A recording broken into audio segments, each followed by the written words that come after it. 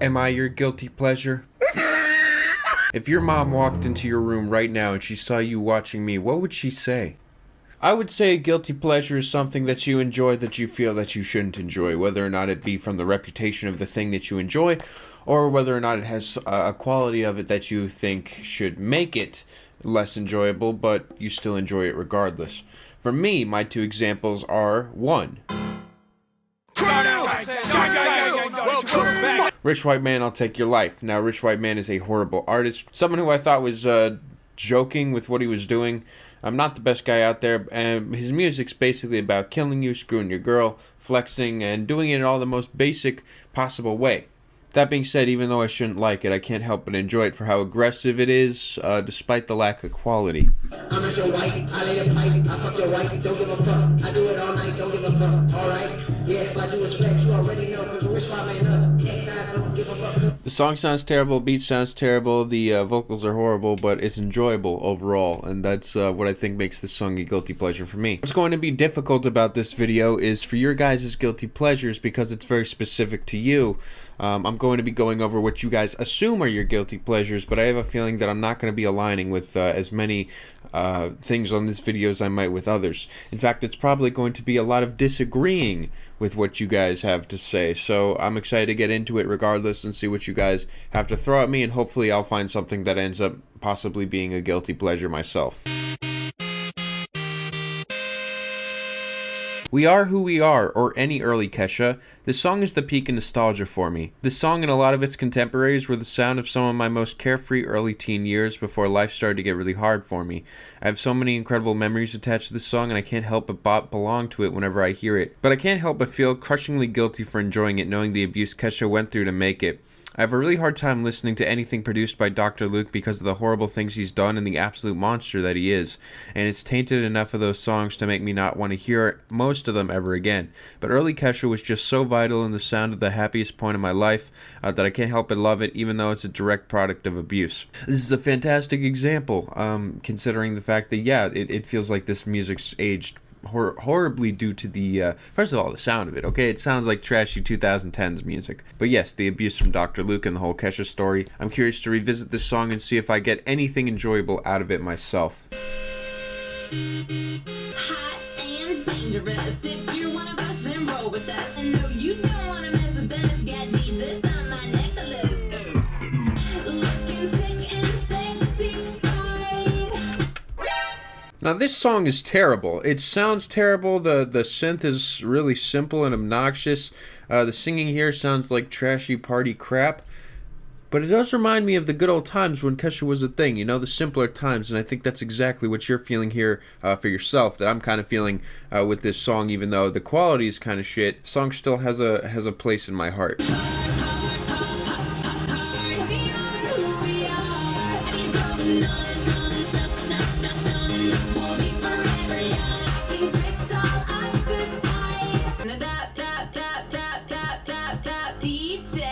There's something about the way that this is chopped up that sounds simultaneously terrible. It's very trashy. You got very trashy verses, but they're kind of nicely complemented by the fact that the chorus sounds pretty nice and pretty easy on the ears. I'd say that there's something about that push and pull to this track of it being simultaneously annoying and quite catchy that makes it an enjoyable track outside of being a guilty pleasure. It's obnoxiously enjoyable. That feeling of just being drunk and not giving a shit that I think Kesha was really going for with this track actually translates pretty well.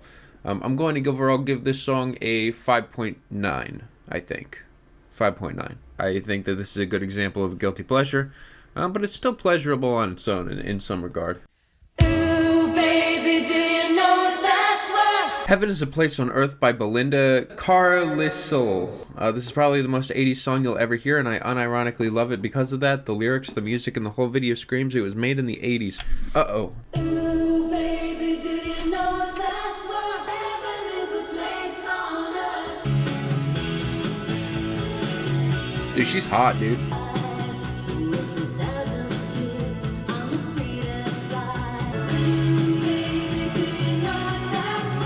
The song's quite good. I think that, yeah, it's stereotypical, simple 80s. But that being said, it's still a good song, and I think that that's worth something. It's really catchy. The chimey production still sounds pretty nice today. I'd say that this is something that's aged, but I wouldn't say it's aged horribly, as this definitely feels like a time capsule. It's a very sweet love song saying heaven's a place on earth. It's a very happy track that doesn't feel like it's extremely forced, like something you'd hear off of the Despicable Me soundtrack. You know what I'm saying? Like, there's a joyous emotion to this that feels very infectious and sweet. I actually really enjoy this song, despite not being a big 80s head. Heaven's a place on earth, I'd give like a 6.8. Guilty pleasure or not, I love the song. I think it's a great song.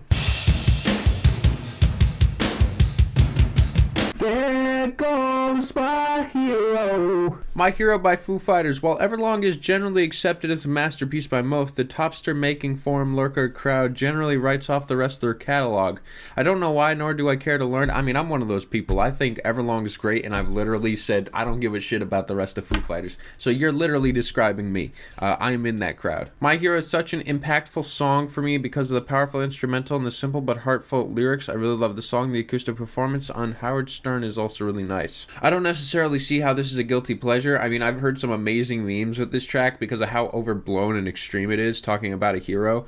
I think there's one where, like, Kermit's jumping off the building and the song's playing in the background. If it doesn't exist, I'll recreate it here. There goes my hero.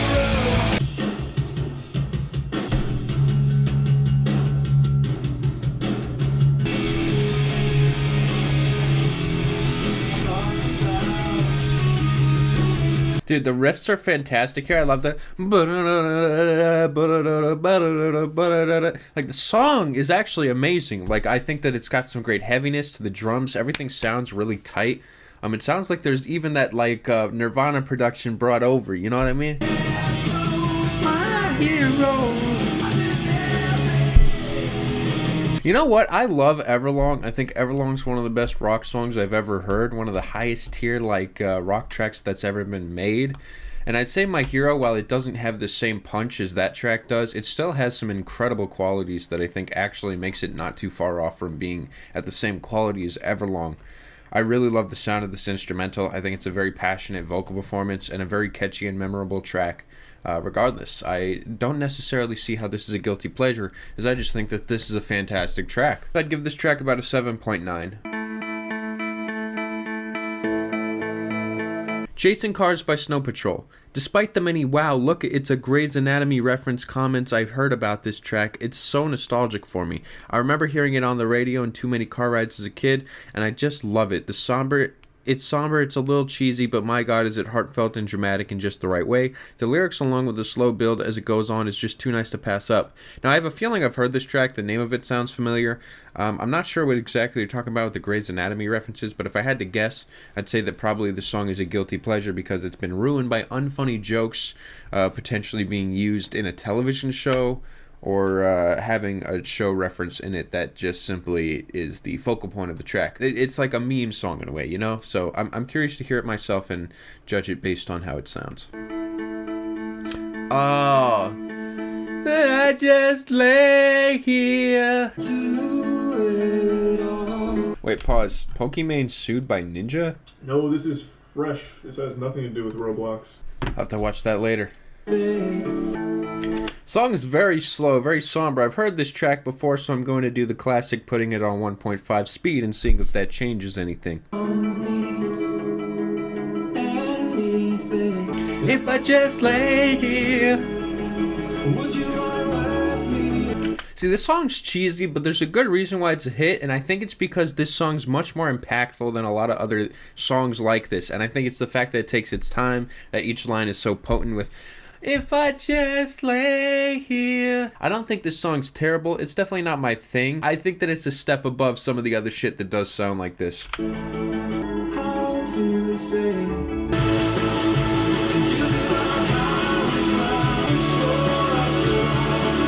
The song's really formulaic, it's really predictable, like you said, it's cheesy, but this song still has a lot of emotion to it, and I will not write that off, even though it is very simple. It's a sweet song. The emotions have kept it in that time capsule, where definitely for me, I think it's, it's a little dated, but it's nostalgic, like you said. I'm going to give this song overall a 6.0.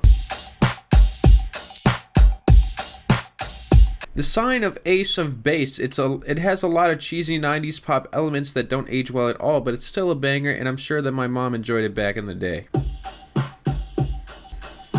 This cover is very 90s. I saw the sign. It's this song, right? Wow, wow, wow, wow, wow. It's a funky track.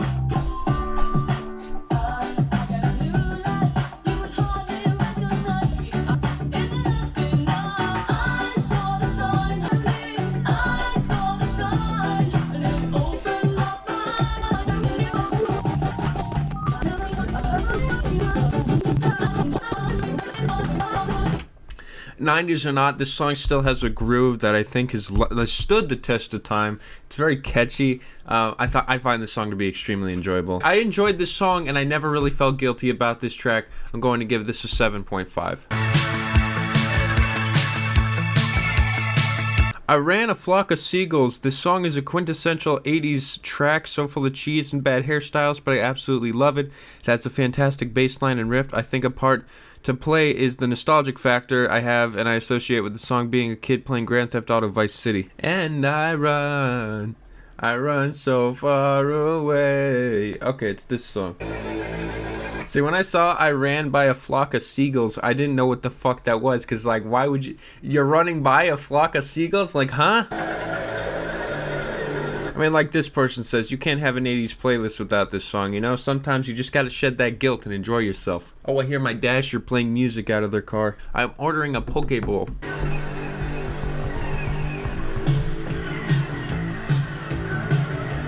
It sets a great tone with the intro of this track. It's very large, like it already starts off pretty epic, which I think is a great sign for this track. My food was delivered to my door upside down. I just want to make a note of that. By the way, look how good this looks. Oh, that's right. It's full of greens, okay? The green screen won't let you look at that.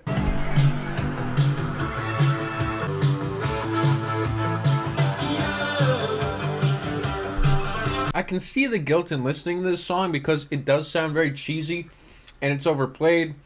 And it's probably in like a million different montages in movies. But the track does slap regardless, so I definitely understand. And hopefully I can alleviate some of that guilt for this track. As with an intro that epic. And my biggest criticism towards this song is I Love This Girl But I Run Away song, which I didn't even know until hearing it now. Which is just like all this epic shit for this really lame subject matter, but whatever.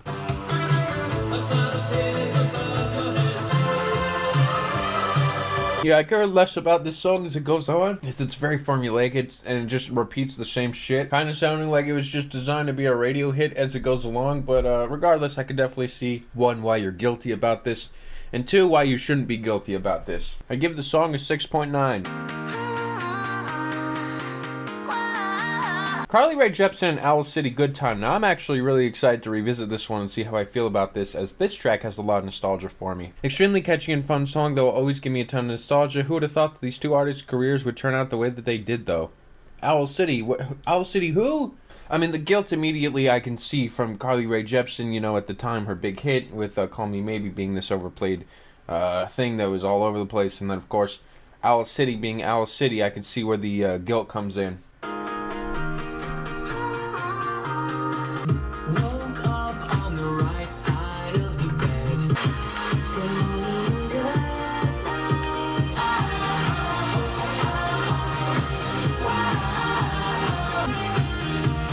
There's something about this that makes me feel very triumphant, like this nostalgia is a time where I felt very hopeless and shallow and small and sad. And now all of a sudden I get to do what I love, and I've made that my career. I feel the same way with this track. I'd feel guilty listening to this shit in public, but I gotta say, behind closed doors, this song's a bit of a banger. I'm going to give it a 6.8. Chris Brown, set it up. Fun by Chris Bull and Chris Bull, Jesus. Fun by Pitbull and Chris Brown. I can't help but at least vibe a little bit to this song. It's a fun, danceable beat and a catchy chorus. I've never liked any of these two artists separately, but when they clash, what can I say? They make a great feel-hood good classic. Jesus Christ. Mr. Worldwide.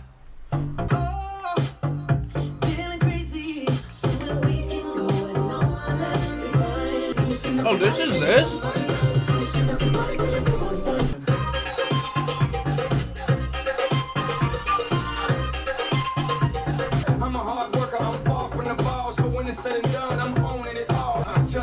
Wow, this is a great example right here. I think this song sounds fantastic. I had no idea this was fucking Pitbull and Chris Brown. But I mean, it makes sense. It sounds like typical Pitbull. Like, he just gets the rights to whatever cute little fancy loop works in his tracks, and he beats it to death, and he gives a terrible verse over it. Chris Brown, of course, beating to death other things rather than samples. A truly unlikable combination comes through with a song that I gotta admit, that I really fuck with this. I really like the sound of this one, and I hate to say it.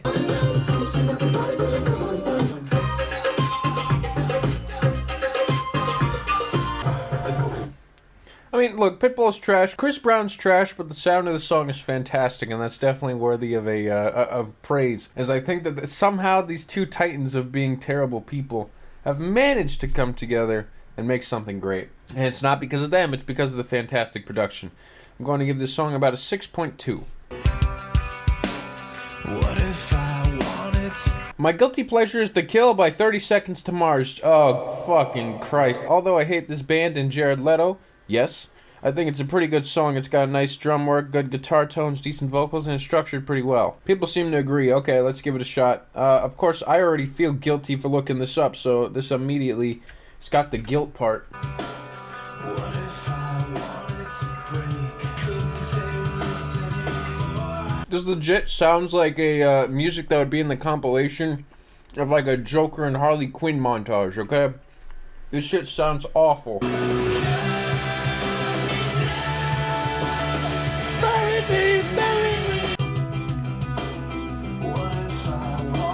It's not terrible. I never liked 30 Seconds to Mars. I think Jared Leto is a terrible lyricist, boring person, garbage person. Let's just go, you know what, let's just go all the way with it. I don't like Jared Leto. I think that even though he's got energy and passion here, it doesn't make it a better song. I think that this has some cool ideas to it. I like the guitars in the background here. Sounds fantastic. But it's not enough for me to say that I like this track. I'd give it about a 3.9. I Love It by Icona Pop and Charli XCX. This one's going to have probably the same effect with me as it does with Good Time. Back in the days, I would Roblox trade until 4 o'clock in the morning.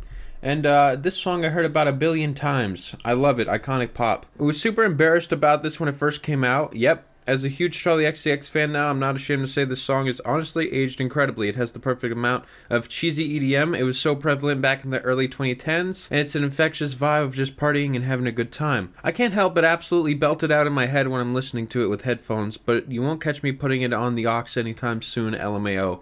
Fair enough. Alright, I don't think this is a bad example. I'm curious to revisit this song and see if it's grown on me at all.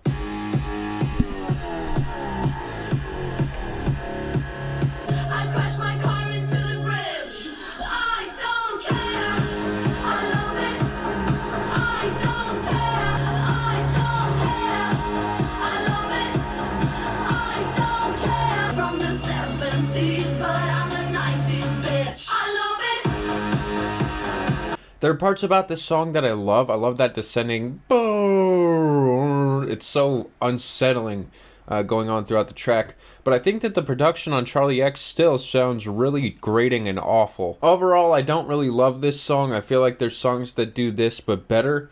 But I still think it's okay. I'd give it about a 5.0. LD, aka the independent variable.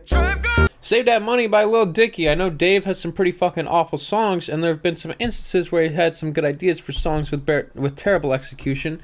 Case in point, Freaky Friday. But despite that all, I think Save Dat Money is actually a lot of fun. And yes, it's corny, but Dave structures the song and its features cleverly, and the concept of the video is pretty funny. My exposure to this track was all the time on the radio, actually. In my local radio station, they played this track all the time, which surprises me to this day.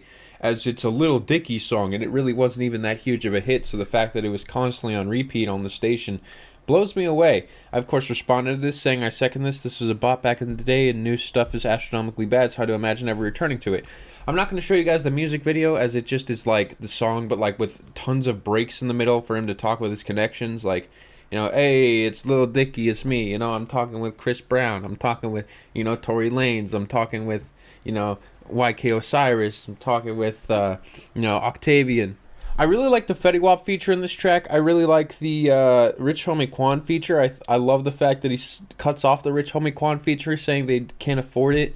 There's like little things in this track that I think make it pretty nice. The beat sounds terrible though. Good God.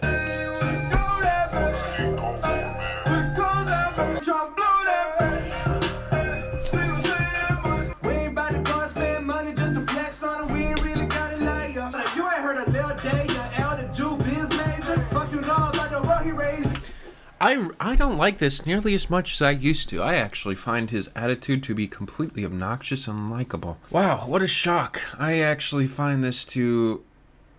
It's just Lil Dicky sucks. And it's like all of a sudden I've realized he's always sucked. And it's just I can't go back to that good time, you know? I've been saving money since a motherfucker 13. I wear the same pair of jeans every day. Don't say that much! Hey! We gonna say that much. Fetty Wap saves this track. Fetty Wap, this is one of his better performances. It's simple, but it certainly works so well with the track.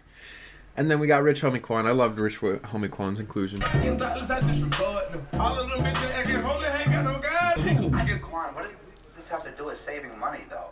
You know, the full verse would have been too expensive anyway.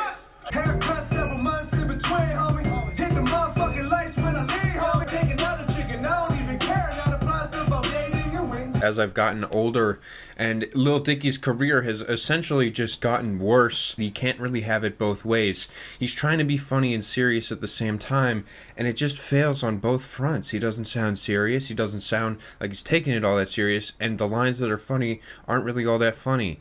And even though I think that there's some clever lines in here, I mean, the features completely steal the show here. Lil Dicky's obnoxious, and I'd rather just listen to a different trap song. Like this one.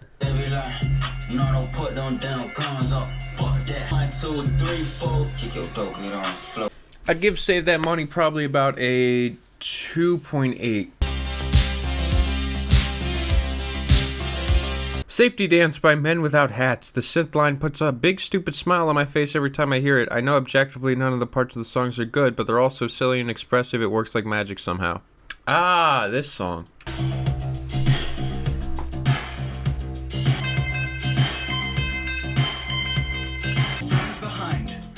Your friends don't dance, and if they don't dance,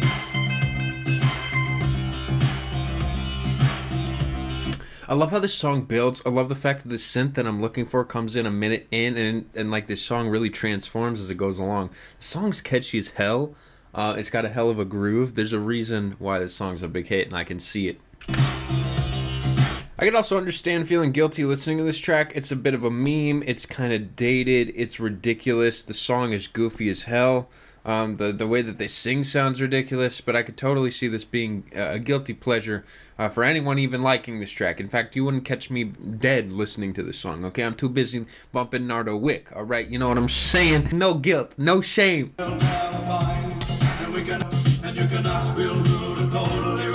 Song definitely gets repetitive after a while, but it's a feel-good track. It makes me smile, and I think that that's all that really matters at the end of the day. I'd overall give this track probably about a 6.8.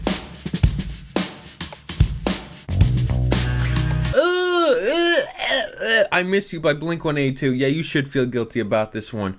Probably really emo and cringy, but Tom DeLonge's singing with the chorus always makes me smile. I hate these lyrics. I hate that they're engraved in my brain. Where are you? I'm so sorry. I don't think I'd be playing this in front of my friends anytime soon. Fair enough. It's Blink-182. You're not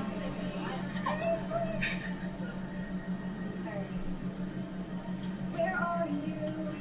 I'm so sorry. I cannot sleep, cannot dream tonight. See, now Halsey has no shame to sing this song in the middle of the mall, okay? See, you might feel guilty. Halsey holds no guilt She is able to sing this song openly in the mall. You can hear there's tons of background noise making this clip completely unlistenable. So no shame. All right, so if she can do it, you can. I lost my parents when I was 11/12 to drug abuse. I had a really rough childhood, but I'll always remember my parents loving me unconditionally. I miss them more than life itself. I wish I could see them or hear their voices one last time. This song helps me through hard times. See, I was waiting to see how this song had anything to do with that, but unfortunately, there you go. That's it. You know, it was in the background, drowning out the noises.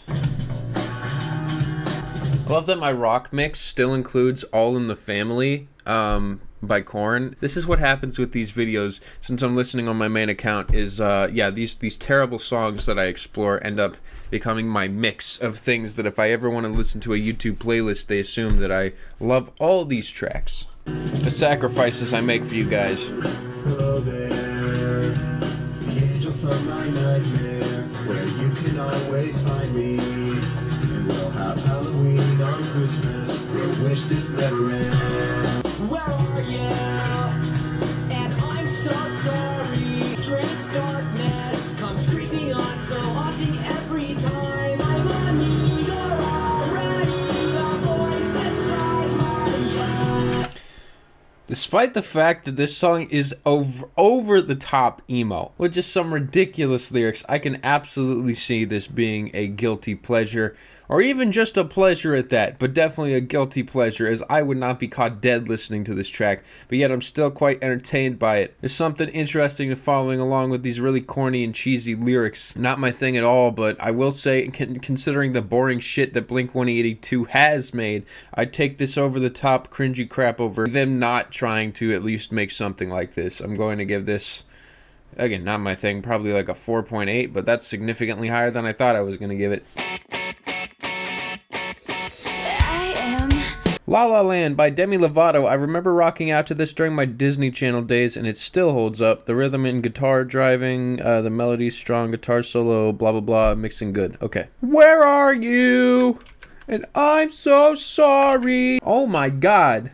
That is a face of someone singing their heart out. I am confident, but I still have my moment. I'm not a supermodel. I still eat McDonald's, baby. I'm not a supermodel. I still eat McDonald's, dude. Because of where I have my study, where You gotta be afraid that you're gonna lose everything because you started from Disney Channel, dude? Like what? who said I can't wear my Converse with my dress.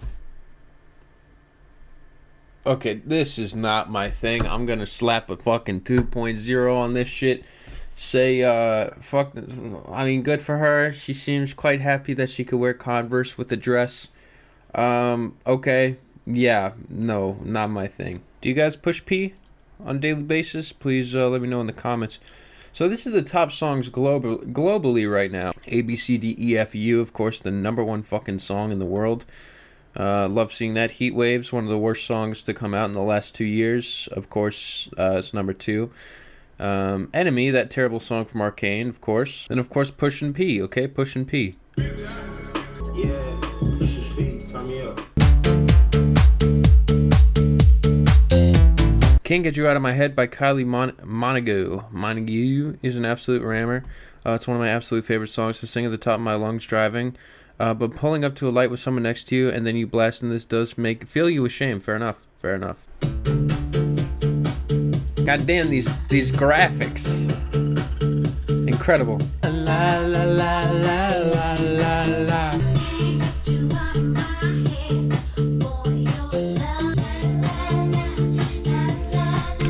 Something about this song feels extra trashy. I don't know if it's the excessive makeup she's wearing, the fact that she looks ridiculous in this track and she's parading herself around singing this very generic Boy Can't Get You Out of My Head song. There's something very shameful about this track that is odd, that I don't want to just equate to the fact that it's a woman singing about this, you know? But there's just something about the time that this came out and the way that this is being paraded around that feels very awkward and unsettling. I mean, she looks like a discount Madonna. I mean, that's it. It's just discount Madonna. Yeah, Yeah, she looks like she's 45 years old with enough makeup to try to make her look like she's 25, but it's not really working. I don't really like this track. I don't really vibe with it. Anything besides the beat seems like pretty generic to me. I'd give this probably about a 3.5. For this, I'd have to go with Smile by Unkle Kr. It's a country song, and I've never been a big country fan, but this has a vibe that I really enjoy. It cheers me up and helps me whenever I'm feeling down. Unkle Kr is one of those auras that just makes you feel comfortable. Unkle Kr, love that name. I remember liking a single Unkle Kr song as a kid. That was Follow Me. Follow me, everything is alright. I'll be the one to tuck you in at night, and if you don't believe, I can guarantee you won't find nobody else like me. Pause. Comic Sans over a fucking JPEG of the sky. I mean, come on, man. Pause. I gotta tweet something out really quick. Take it from my experience, you cannot fully enjoy music if you only seek out the very best music out there. Take some time to appreciate or even enjoy things that aren't just the cream of the crop. Alright? I'm not saying that it's not, look, you'll find good music if you look for good music, but you'll appreciate good music even more if you outsource and try to find some stuff that isn't necessarily the best shit that everyone says, okay? I'm just saying.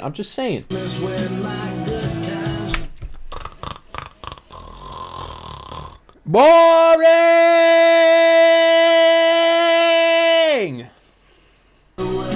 I'm so bored. I'll give it a fucking 3.8. Not my thing. Next. You belong with me. Taylor Swift. You have no idea how hard I bop this song when no one's around. Don't judge me for it. Apparently it's not masculine enough, or it's a bad pop song. I don't care, dude. This song slaps so unbelievably hard. So you are guilty because it's a Taylor Swift song and you're probably a big old muscular man. I refuse to back down from that take. Honestly, just old Taylor Swift songs in general are so overhated. I Knew You Were Trouble is also a banger, interdimensionally proportions, but people will just not admit it. You belong with me. I know this song. I've heard this song. Taylor Swift's extremely talented. I won't take that away, but if you're a dude bumping Taylor Swift, okay, I'm not saying that that's a problem. I'm just saying that you might get some weird looks.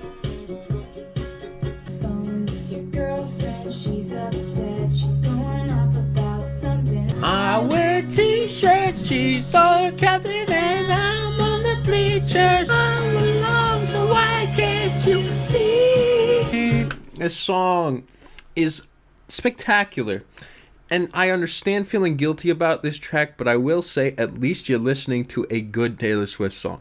A song that has a beautiful story, something that feels like it's out of a fantasy, you know what I mean? There's a feeling and emotion that this track can give you that honestly not much other music will probably give you in the same way. I completely understand liking this track. It's a fantastic track, has great nostalgia, but on top of that, it stood the test of time. Taylor Swift's incredibly talented, and I alleviate you from your guilt. I'm giving this song a 7.0.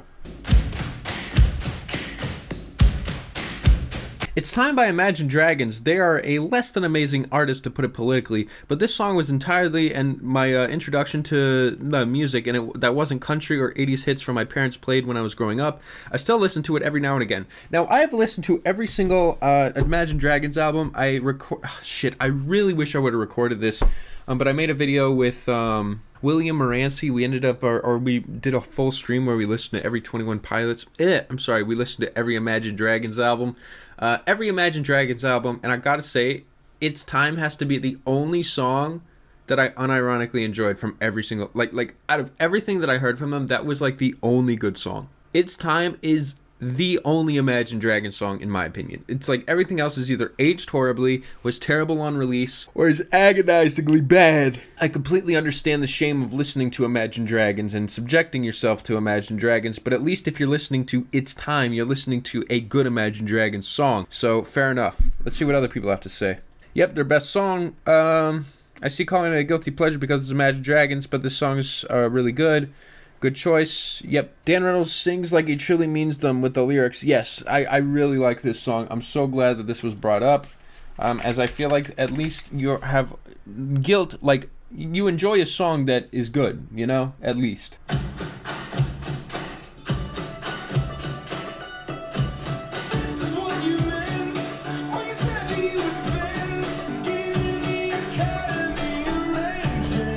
and like you said, the lyrics are kind of boring, but I gotta say, man, when you're forced to listen to nothing but Imagine Dragons for like 5 hours, this song is a huge highlight. The city never sleeps tonight, it's time to begin, isn't it? Now don't you understand that I'm never changing who I am? I like the song. I think it's the best Imagine Dragons song by a landslide. I'm going to give the song 6.5. Yeah, and that's, I mean, Imagine Dragons, you know what I mean? It's not like they've ever written anything creative in their life. So, that's about as far as it goes. So, yeah. Romney!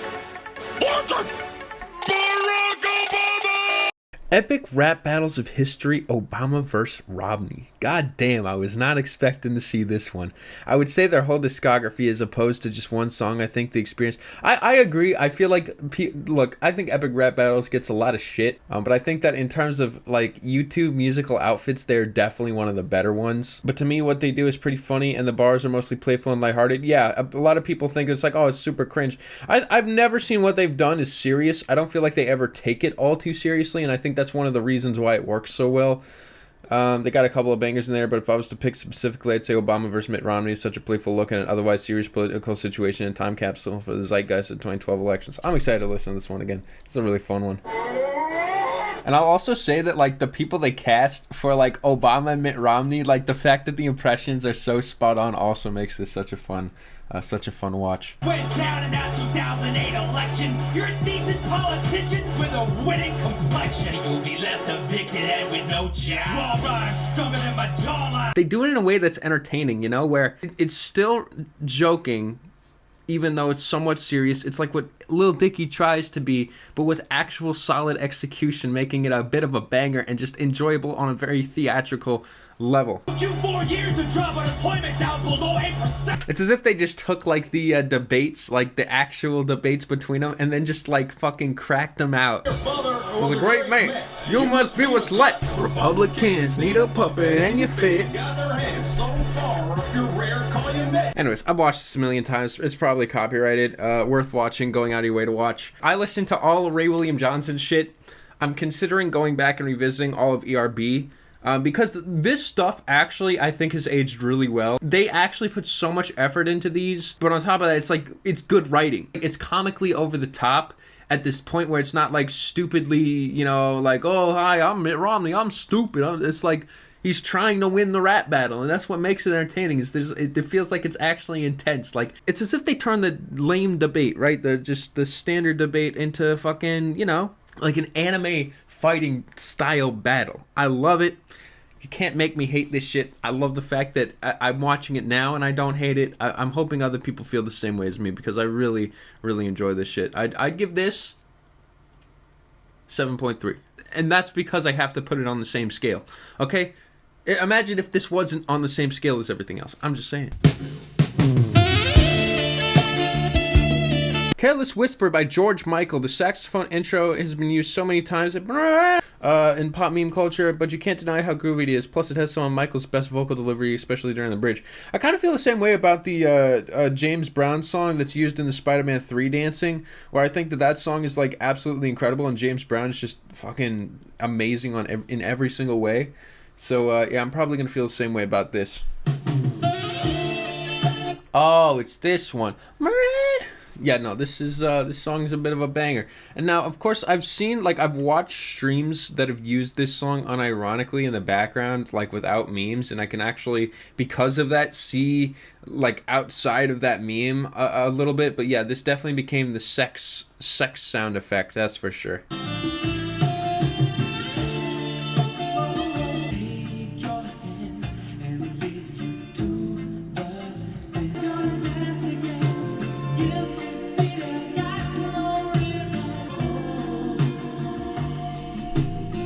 Yeah, the music quality is there. It's not something I really am, like, in love with.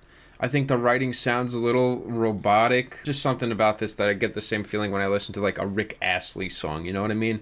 So, I'd say probably about, like, 6.0 for me. Party Rock Anthem by LMFAO. I'm sorry, but you can't ignore the amount of nostalgia this song and this whole album brings back. Now, I didn't use social media But I did constantly refresh the YouTube comments on the Party Rock Anthem video, and I was trying to get likes, and I found that as like a fun game to play. It was my first exposure to social media. It was like my, I couldn't do drugs, so I played video games. You know what I mean? It's like the same thing. Yeah, LMFAO not great, but they definitely have some fun songs. Fun, of course, if you're in the right mood. I definitely think the video is essential for this song, but of course, and also this guy's totally an industry plant, like, just saying.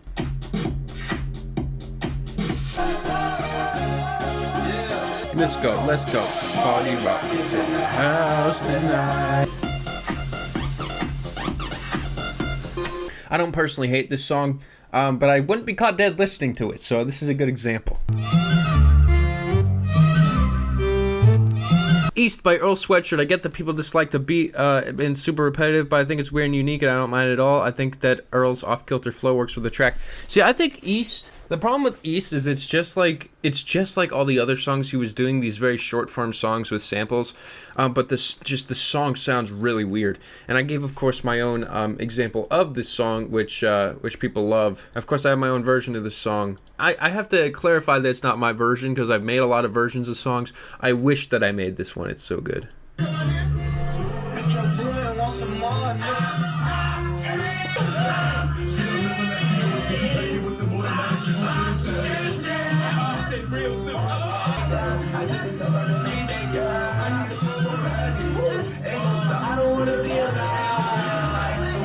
Alright, which one of these songs that you guys saw today is your personal guilty pleasure? What songs of these do you like and think that there's no guilt of liking? Which songs did you hear today that you think are absolutely disgusting and that those who like it should feel the guilt and feel the shame of listening to it? I would love to know all of those and more. Please leave a like, make sure you subscribe, and I'll see you guys next time. Peace out.